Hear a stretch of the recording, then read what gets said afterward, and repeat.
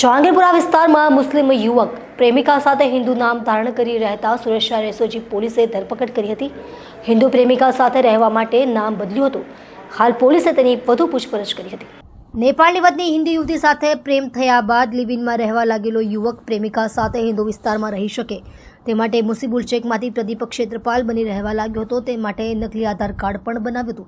Police સૂત્રોએ આપેલી માહિતી પ્રમાણે એસઓજીની ટીમે જહાંગીરાબાદ ટાઈમ્સ ગેલેક્સી એપાર્ટમેન્ટ પાસેથી એક યુવકને દબોચ્યો હતો।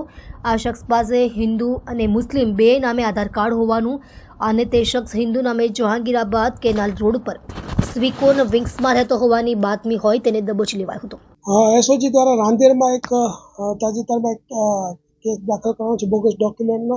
એની અંદર વિગત એવી છે કે મુસીબુલ મકબૂલ શેખ, જેની ઉંમર વર્ષ 26 છે, તે અહીંયા સ્પામાં છેલ્લા 14 વર્ષથી કામ કરતો હતો।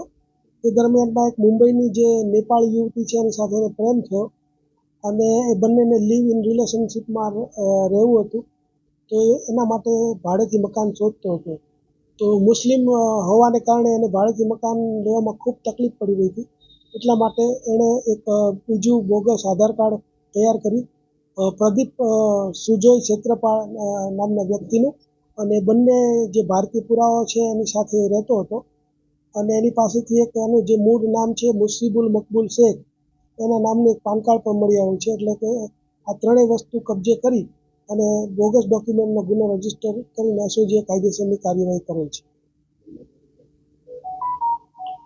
મહિલા સાથે સ્પામાં જે નોકરી કરતો હતો એ દરમિયાનમાં એના છેલ્લા 2 વર્ષથી સંપર્કમાં આવ્યો।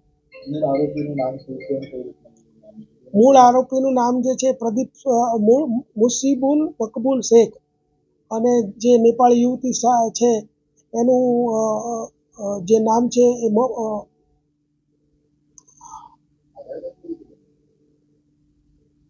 આધાર કાર્ડ જે છે એને અત્યારે જે કમ્પ્યુટરની ટેકનોલોજીનો ઉપયોગ કરીને બનાવેલું છે।